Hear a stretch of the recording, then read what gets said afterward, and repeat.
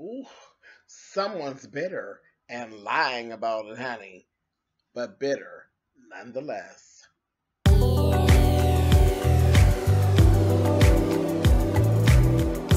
I'm like, come on through, Cookie. I want to put my soapbox. That's basically it.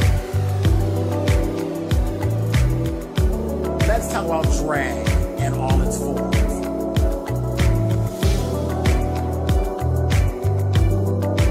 What, Cookie?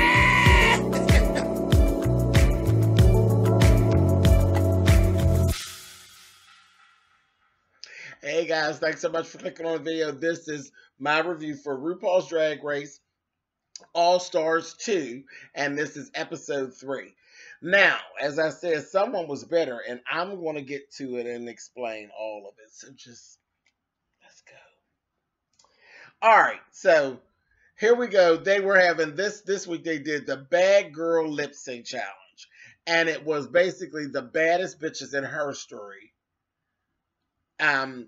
It was kind of like a little stage performance. And actually, Ru does this most seasons. There's like usually one or two of them, and like usually, listen, like Blue Shapiani that comes in and helps and all of that. But they did this. This one I like the best of the ones that I've seen thus far.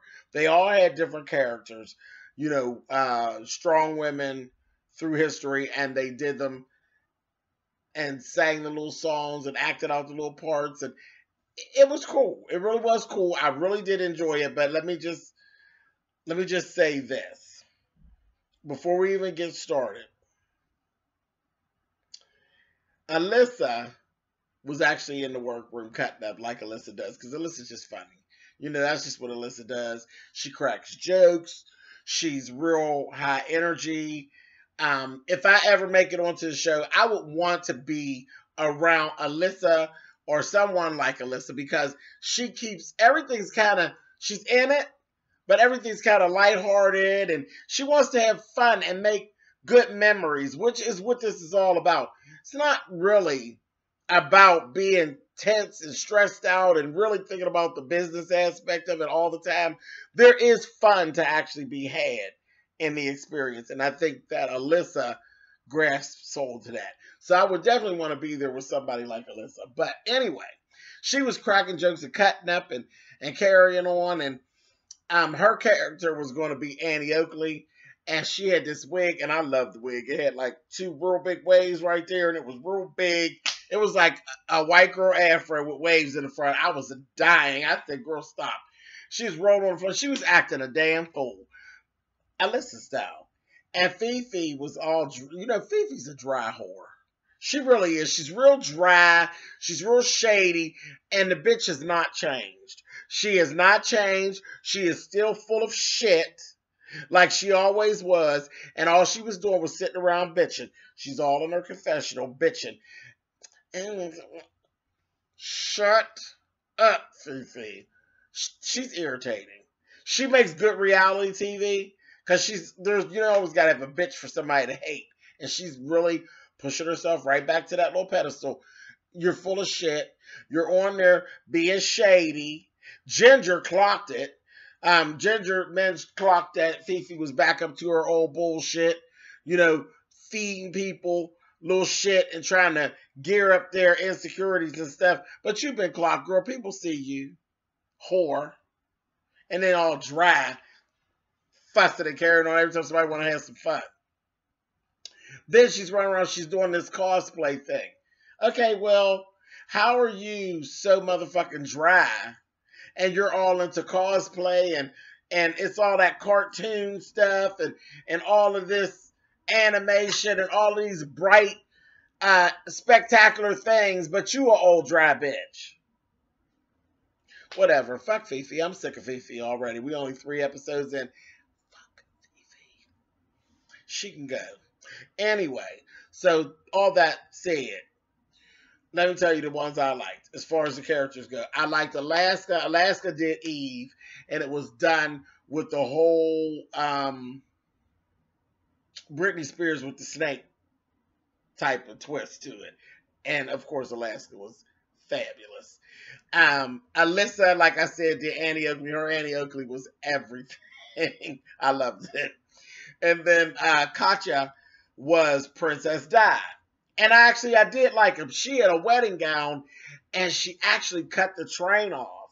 So the train would be cumbersome so she could do all the choreography and all that. And then later on, when they actually got their critiques, they said that they thought the dress was just blah, that it should have actually had a long train like Princess Di. So she had made the mistake of actually cutting the train off. I was like, damn. Anyway, so those were the three that I liked. What ended up happening in the top two, who actually came out on top, was Detox and Alyssa. And that was overall.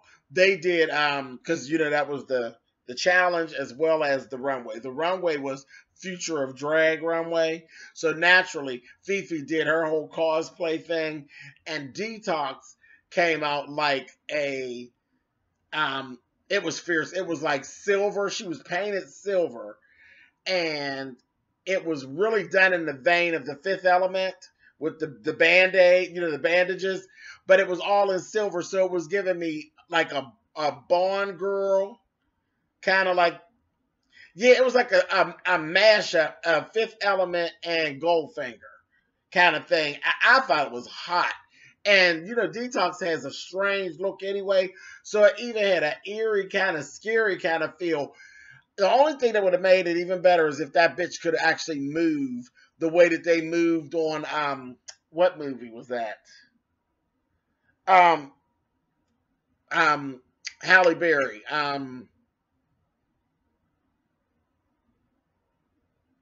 Disturbia. If she could have moved the way that those characters move with like the broken bones, it would have been everything. It would have been everything. But anyway, they loved it on the runway anyway. So top two were Detox and Alyssa. They got a 3-night getaway to Palm Springs. Both of them did.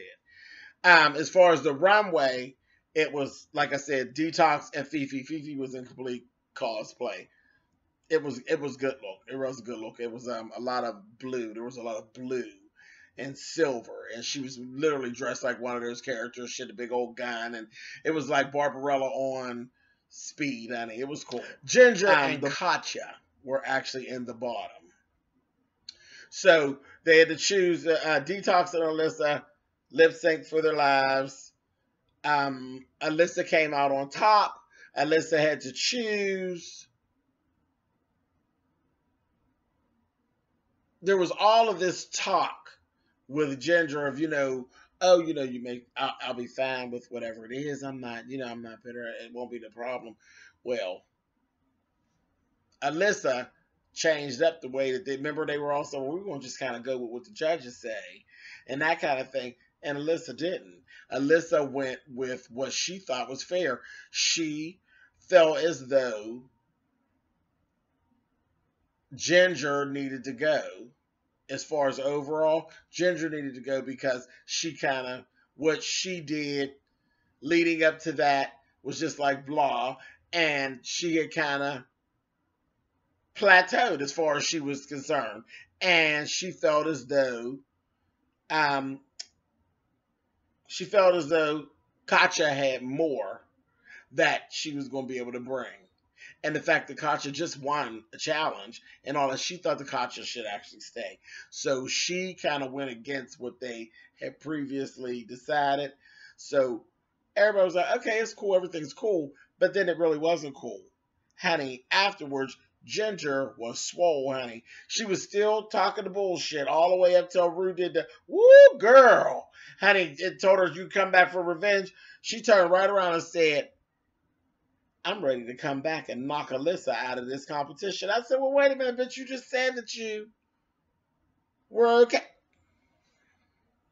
See, this is some of the stuff that I thought about Ginger when Ginger was actually on the show. I don't trust, I like Ginger Minj, but I don't trust Ginger Minj. I would never be friends with Ginger. Not from what I saw of her on the show. She always left me uneasy. Like I didn't trust her. I didn't. I thought she was like that, had that flip-flopper vibe. And sure enough, flipping and flopping around. Then I seen her in an interview on something else after the fact. She mad, honey. She's feeling some kind of way, honey. She's mad at Alyssa with her lying ass. She said you didn't have no hard feelings about it, but you lied. So anyway, we'll see what happens, honey. I'll see y'all next week. All right.